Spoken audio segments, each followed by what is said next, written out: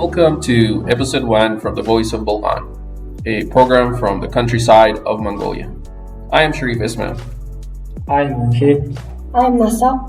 I'm Mahmoud. This program is brought to you by English language students from the Bulgan province in Mongolia. Here we have 3 students from Bulgan High School, and we have an English teacher, Enke. On today's program, high school students from Bulgan tell us, what is it like being a high school student in the countryside of Mongolia? Anybody who would like to start first, telling us what is it like being here in Bulgan as a student? Bulgan is my born country, and my parents, my friends, all my favorite things are here, so I like to be in Bulgan. Bulgan is a really nice country to be here. Nice, but do you think if you are a student in Mongolia, would you like to be in Bulgan or in the capital city, Ulaanbaatar? I like to be here because in capital city there's a lot of people, and I don't like to be with a lot of people, and Bulgan has less people, and it's nice to be here. Margad, what do you think? How do you like being here as a student in Bulgan province, the countryside of Mongolia? Bulgan is a perfect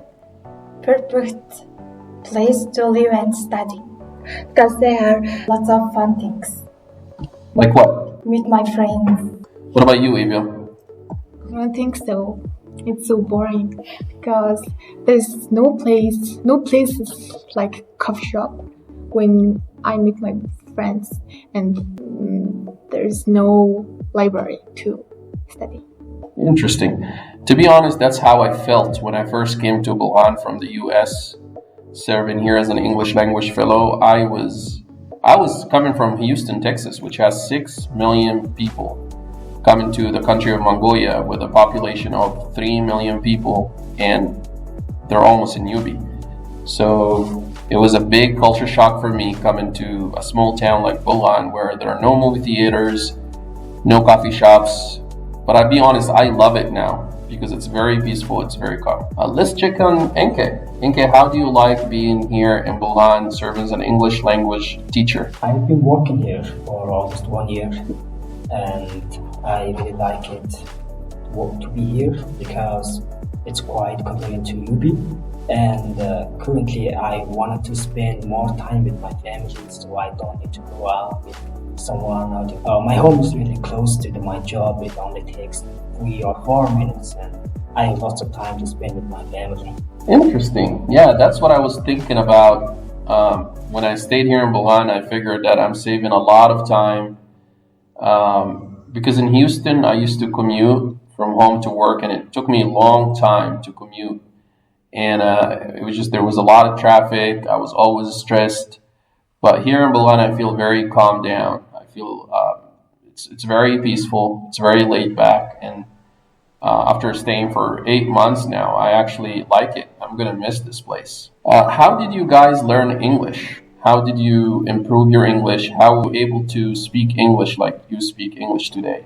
I started learning English when I was in the 5th grade, and my teachers taught me English, and my friends and English teachers helped me to improve it. Even my mother got me so many English books that helped me to read and listen. Interesting. And Margot? Also, I studying English for 5th grade. Since 5th grade, right? Yes, since 5th grade. But not all students speak English. I mean, most of the students, they started studying English from 5th grade, but they don't speak English like you guys do. What is it that you did that helped you speak English? I study English a lot of fun because my mother is English teacher. She teaches me a lot of things. Interesting. What about you, Naso and Margot? Are your parents English teachers as well? No. I study English for a fun way. For example, I watch cartoons and sing a song. In English? Yes. And that helped you improve your English speaking skills? I think it's must improve my English. It improved your English a lot. Okay, what about you, Nasu? I was not that good at English, but watching cartoons and listening music were so good. So I started learning English like by listening music and watching movies, cartoons with subtitle. And it helped me to improve my English. I was so bad at English that I can even solve some questions. And Inke, you've been an English teacher for how many years now? It's been 10 years. So generally, Mongolian students, they start studying English with their field you are interested in. So for example, if you are interested in volleyball, so you have to watch volleyball's explanations on YouTube, searching in English. So are you saying that students who speak English well, it's because they're interested in English? I mean, like when you say, like the students who speak English very well in Bulgan, how did they learn how to speak English like this? Is it because they're mainly interested in English? No. So there are a number of influences on their speaking skills. First, maybe someone from the family, they already know English. For example, her mother is English teacher. And also, Nasala, she likes to watch contents on YouTube. It means that she's spending extra hours to improve her speaking and listening. She doesn't study always at school, but she takes the extra hours. Yeah. Good. Okay, so moving to the next question. Before I came to Bulgan, when I received my contract as an English language fellow coming to Mongolia, well, the contract said that Bulgan is a nomadic and it has a nomadic community. But when I came to Bulgan IMAG, which is the province, I've seen students who are not really familiar with nomadic life, meaning some students, they don't live in a gear, they don't have cattle, they don't have livestock, they never even ridden a horse before. So, familiar are you with nomadic life? Did you ever live in a gear? Do you have livestock? Would you call yourself nomadic?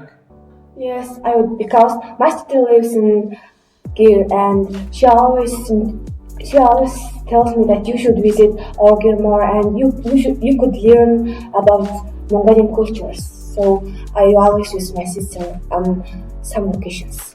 So your sister has livestock, she lives in a gear. Yes. But would you call yourself nomad? No, I don't, because I didn't ride a horse, and I can't even milk the cows.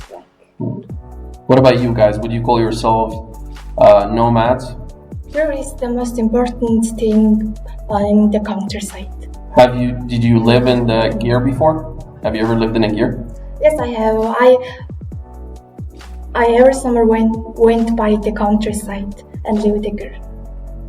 Do you know how to milk a cow? Have you ever ridden a horse? No, I haven't. Okay. What about you? My idea is the same like mine. Would you consider yourself a nomad? Meaning you have livestock, you know how to milk a cow, you know how to ride a horse. Ride a horse. You can ride a horse? Yes, you can. Okay.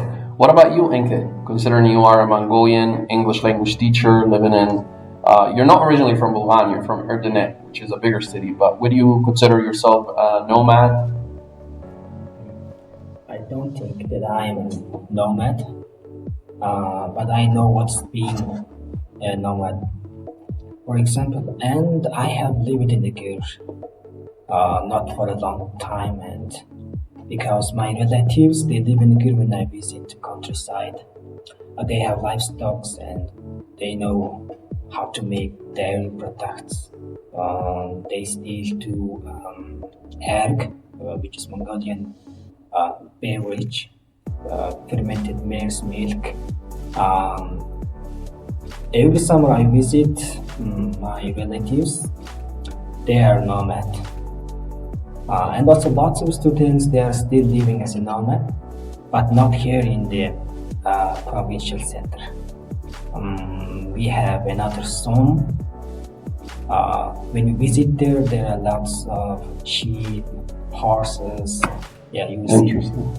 So a lot of people, when they meet someone from Bulgan, Mongolia, or they hear about Bulgan or the countryside of Mongolia, they always think of maybe eagle hunters, maybe nomadic life. So we can say that it's not necessarily true if you're from the countryside of Mongolia that you're a nomad. Is that correct? Yes. Okay, interesting. Moving to another topic, I know I have a lot of friends in Houston and Texas, and the US in general, and a lot of them are very curious about Mongolia. They want to come and visit. What some advice that you have for someone who's coming to visit Mongolia or Bulgan? What would you tell them? What would you advise them to do? If you wanna visit Bulgan, you need to find someone that has English language. Otherwise, it's hard to be here. First language. First, would you advise them to come to Bulgan, or would you advise them to go to Ulaanbaatar? I would advise them to come to Bulgan because Ulaanbaatar has so many problems like traffic, air pollution. Air pollution, yes. Interesting. And what would they do in Bulgan if they're going to come to Bulgan? What would they do? What would you advise them to do? If you come here, you should go to the countryside and learn about the nomadic life. And the people here are very friendly. They're very social, and this is one of the reasons I love Mongolia, because people would invite you, right? Like, let's say if you meet a tourist or your family meets a tourist, would they invite them to their gear to visit the countryside, do you think? Yes, I think they'll definitely invite them. What do you think, girls? If someone is coming to Mongolia, what would you advise them to do or visit? Because people, when people travel, they would just want to have fun. They want to see a new place. They want to learn about new. Some people love traveling, but sometimes they don't know what to do or where to go. But what would you tell them? If you want to visit here, I advise map. Bring a map. Bring a map. Because there's a lot of places to go to. What about Google Maps, like the phone, like Google Maps? Would that work, or you have to? Google Maps would work fine. Yes, Google Maps. Also, there isn't no sign. Therefore, you need to map. You need a map. Okay, interesting. Have you ever seen any tourists in Bulgan before? Yes. Or any foreigners? How many? Like 5 or 4. 4 or 5 tourists. I met someone from Norway here. I ran into a tourist from Norway, and he was coming to visit, and he said he's going to ride his bicycle from Bulgan to Hovsko Lake, which was very interesting. Okay, Inke, what advice do you have for someone who's visiting Mongolia and who's interested in visiting the countryside of Mongolia? It depends on which season is it. So if you are coming in winter, I would say you need to bring your warm clothes, and because it's very cold in here. Also, during the summertime, there are many insects, so you need to have insect repellent. Yeah, because mosquitoes they are very annoying during the night. You can sleep. And also, student suggestions are really good. Bringing a map is very helpful. Also, Google Map, but it's not really detailed. But also, and you can ask local people where to go and where is the most attractive places. And also, before you come to Mongolia, and you need to Google some information on the internet, which the most famous place to visit, etc. Is it difficult to get around without knowing the Mongolian language? Do you need to know some Mongolian to get around the country, or English would be fine, do you think? I would say you don't worry if you can't speak Mongolian, because there will be people to help you who knows pretty good English. They understand, they can respond to you in a proper way. And also, me personally, I use Google Translate a lot. What do you think, girls? Is it important to know Mongolian if you're going to visit Mongolia, or you can get around using English? I think you can get around using English. There are people who knows English well, but you should really meet a person you know, because there are so many people out there. English is good enough. Okay, I think that is it for episode 1. Thank you for listening to the Voice of Bulgan, and thank you Enke and our amazing students for joining us for episode 1. And we'll see you soon in episode 2 from the Voice of Bulgan.